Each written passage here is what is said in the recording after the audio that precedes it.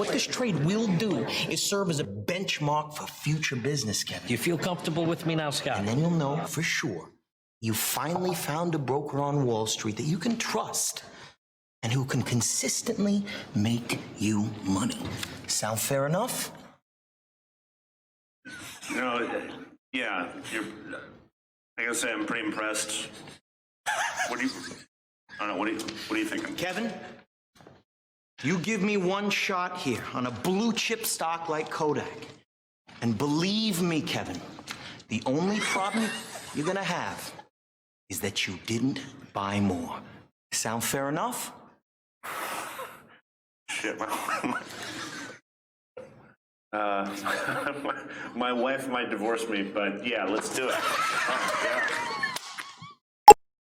All right, everybody, welcome back for another video.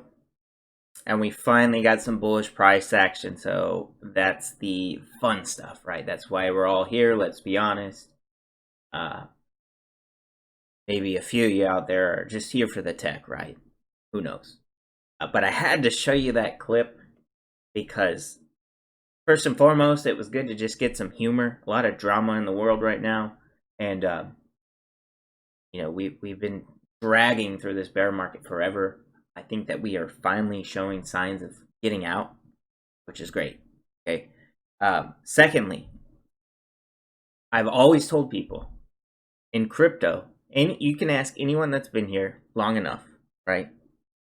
Or been through a bull cycle. They will all say their only regret is that they didn't buy more. Maybe also that they're not perfect at selling the top, but hey, nobody is, all right? When a market moves that fast, kind of got to get a feel for it. So time in the top is hard, and you know, something's up thousands of percent in a month. It might not hurt to take some profit, but I'm telling you right now, the regret that you will have if you haven't done so is that you're going to regret that you didn't buy more. All right, so let's get into the video. First and foremost, wanted to take a look at this absurd stock market. You know, it's just going to keep going up, but you know, I think that's just showing people believe that regardless of who wins the election, you know, obviously now it's definitely leaning towards Biden, but they know that if Biden were to win, that's just more helicopter money. So the dollar will continue to get printed into oblivion, and it has to go somewhere. It's going to flow into assets, specifically stock market, probably gold, crypto, of course. You know, I think we could see an everything bubble, and that's really because you're just seeing the dollar lose its value. You know, it's forever lose its value at this point. We are definitely moving into a new financial system, and they are blowing up the old one. I will keep saying that on this channel because that's what I believe is happening, and until I see any signs of that changing, you know, that's where I'm at, and I'm investing accordingly. All right, but once again, stock market's a little crazy over the past few days. I put this little Elliott wave here to show you where I think that the price action might look like in the S&P over the next few weeks or so.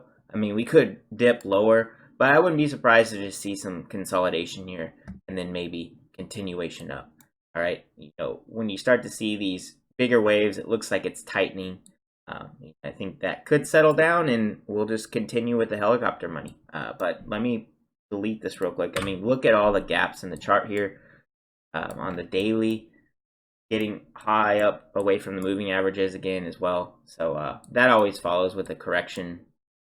So don't be surprised to see a pullback there if you're in stocks. But yeah, don't really care much about that personally, but I think it's telling for the direction of where we're headed. So moving on to Bitcoin. All right, deleted that. All right, so I put this in the chart first and foremost because if you're watching this video and you ask the question, you know, why isn't Riot and Mara Marathon Patent moving as much as Bitcoin? So I wanted to show you that it actually is and moving more. All right, you just have to be patient and have a long-term perspective, because these intraday swings are not going to be where you see your major gains, right? Bitcoin is at this point more of a slow and steady, it's just chugging along, leading the way. And I think into next year, like I've said, that's when you're going to see the explosive altcoin moves. You might see it a little bit next month, or at the end of this month, but next year when it's going to get crazy. Same thing with the mining stocks, right? That's more so you're trying to plan ahead for future valuation, preparing for the herd basically to dive in, and financial advisors even. So these institutions, everything, they're going to continue to buy Riot. If their clients come and they say, I want Marathon patent, they're going to give them a Marathon patent. It's as easy as that. Or they might sit down with their financial advisor. How do I get Bitcoin exposure in my IRA, 401k? Most of these financial advisors are going to say there's not really many options. You can buy GBTC, or you can buy Riot, or you can buy Marathon. Okay, so that's why I have broken it down to those three, because I think that those three are going to get major demand from institutions and family offices. So, but anyway, since the dip, right, let's pay attention to the longer term. So since the crash in March, Bitcoin is up about 270%, right? Riot, it's up about 600% from its floor in March, right? Marathon patent, also up 600%-ish, right in that ballpark. So this spread, as far as percentage gains, I think will continue to grow. So yeah, on the day-to-day swings, what Bitcoin's up, I think 5.3% today. Riot's up 3.94, and Marathon patent's up 4.68. So pretty close, all in the same ballpark. But over time, I think the mining stocks will gain ground and pass percentage-wise. So I just wanted to talk about some price action because we're finally getting it, right? Another thing to note, though, here with Bitcoin, we are starting to pull away from the moving averages once again. Every time you see that, we will eventually get a pullback. I don't know if it'd be next week.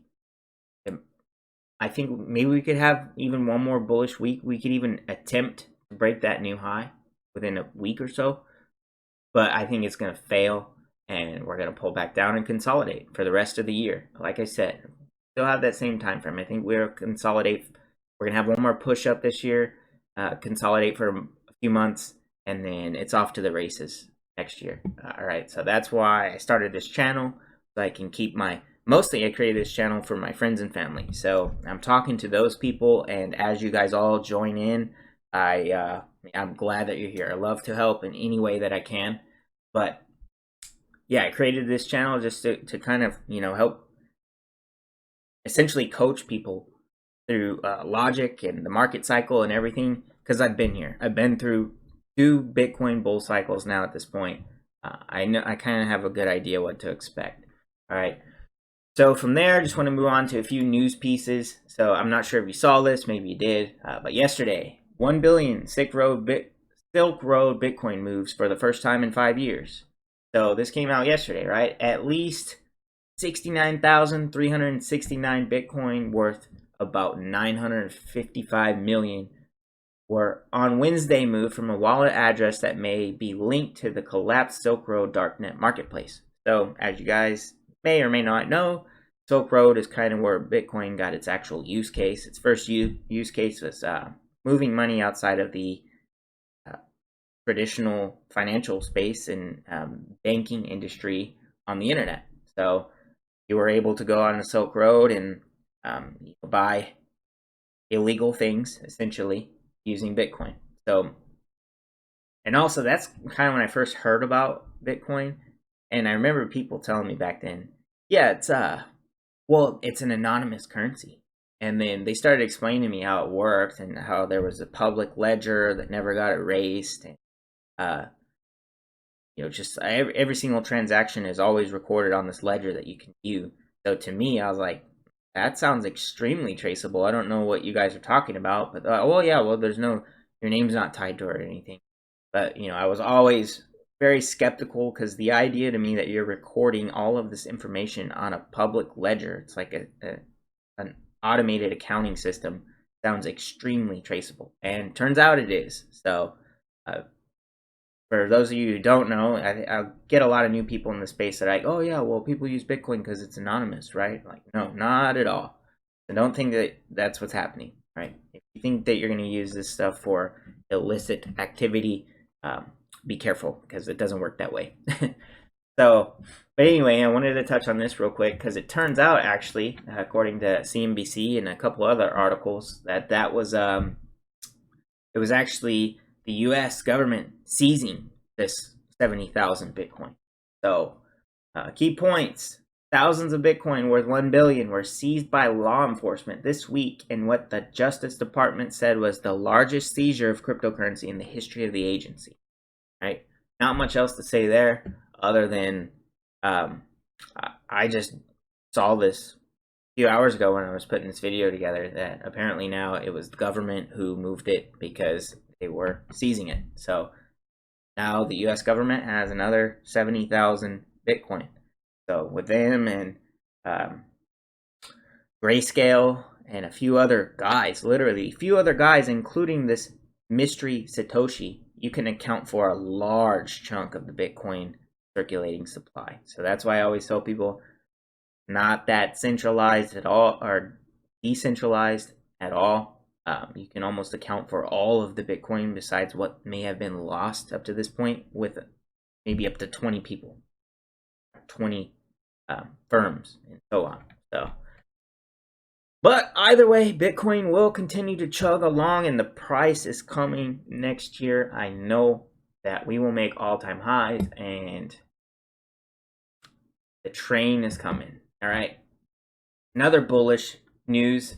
So yesterday, Ethereum 2.0 begins the launch process as deposit contract actually finally goes live. All right. So people have been talking about Ethereum 2.0 since like 2016, I'm pretty sure. They've been promising that this was going to happen. I've had a couple people in my comments too asking about what it's going to do.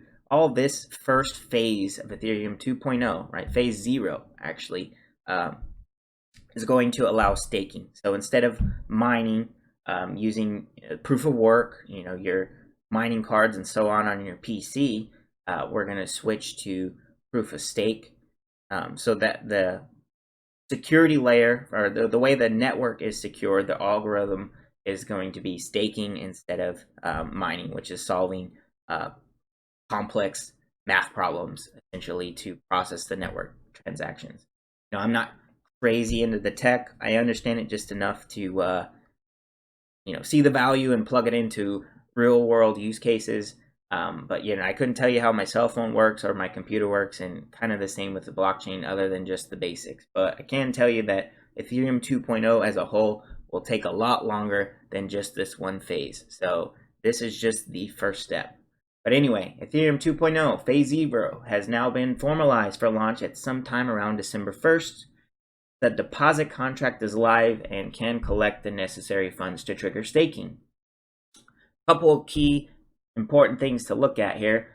The contract must collect 16,384 deposits of 32 Ethereum each, a total of 524,000 Ethereum, or about 200 million to proceed with the launch. So it's not set in stone. They have to get enough Ethereum staked away for the network to remain secure, and the required sum must be collected at least 7 days before the expected launch date of December 1st. If it is not, the launch is delayed to 7 days after the threshold is reached.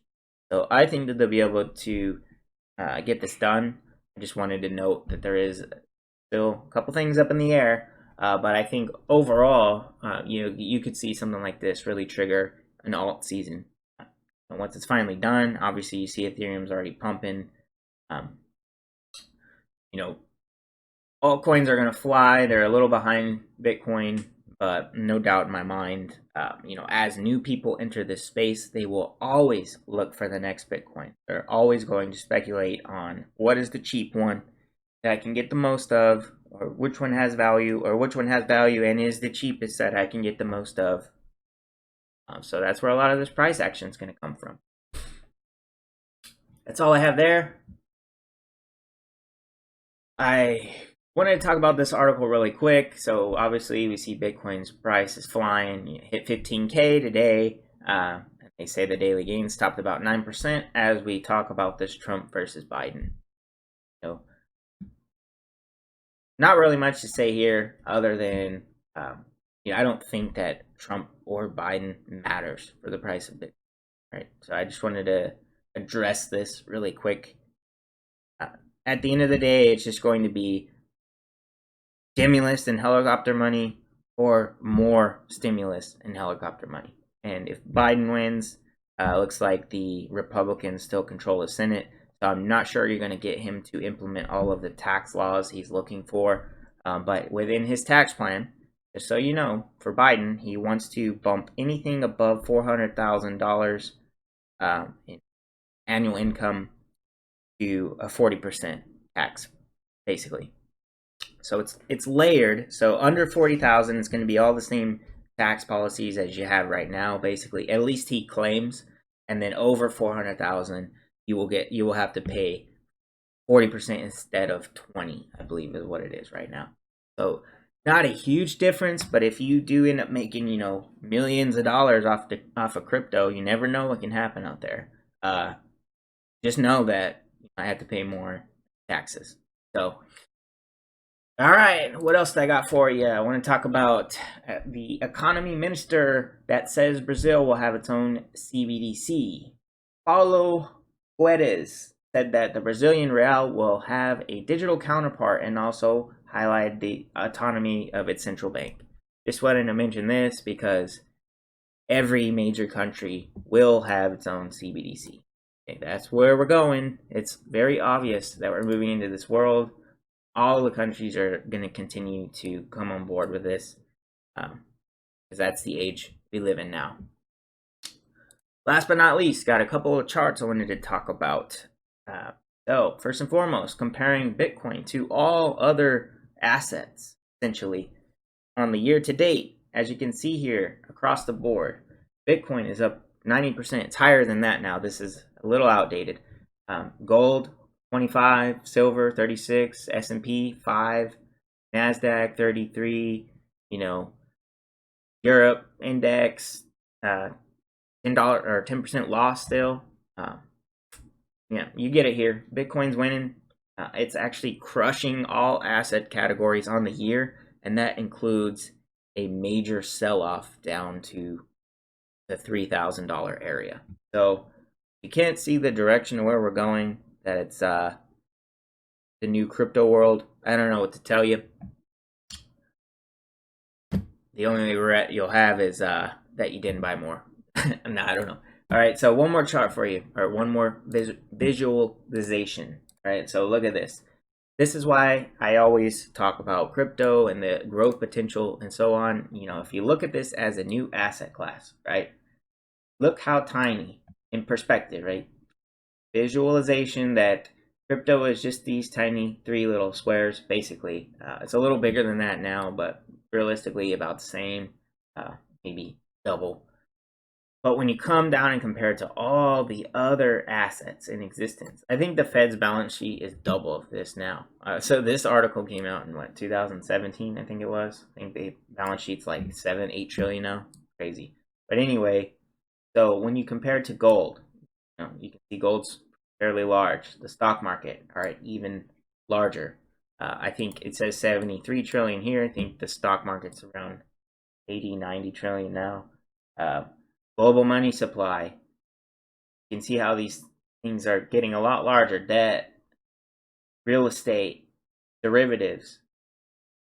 Wow, the derivatives asset category, 544 trillion. It's ridiculous. So, those in the XRP community speculate that the main goal, the actual goal of XRP is to capture the derivatives market, so to be a kind of settlement layer between all of the derivatives. If that were to happen, you can see how massive this is. But anyway, I just wanted to put it into perspective that right now, if you're investing in this asset class, you're putting your eggs in this little bucket.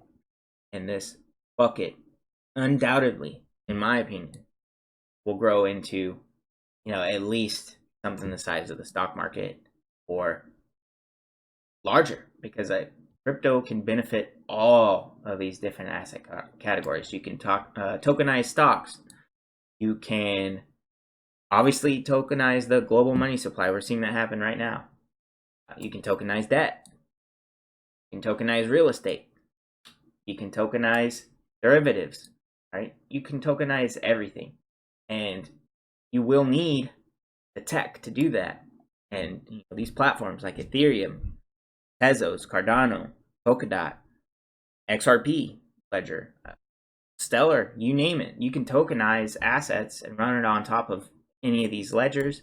And the majority of them require the token itself, the base token, Ethereum, Stellar, you name it. It's required in some way or another to use the network. So over time, that just causes natural demand for the utility token or cryptocurrency itself on the network. So that about wraps that up. Hope it was interesting. As always, please like and subscribe, share with your friends and family, and stay tuned for the next one. Thanks. What is a cashless society? What does it actually mean in a literal or high-level sense? Money will become like these, relics of a different age, and will only be found in places like this. In other words, hard cash will disappear. It will become electronic, transferred by things like these. Then Tracy is in Beijing to show us what a nearly cashless society actually looks like. Ben, good morning. Mobile payment transactions in China reached a cumulative total of 277.4 trillion RMB in 2018, ranking #1 in the world, according to the recently released statistical report on internet development in China. As of June 2019, online payment users in the country reached 633 million. The cashless society is now approaching. When's the last time you paid with cash? Well, chances are cash has taken a backseat to the plastic in your wallet and smartphone pay apps. Denver 7's Ryan Luby explains the digital pay revolution and why not everyone is on board. The cashless society, the cashless society. The cashless society. The cashless society is now approaching. The cashless society.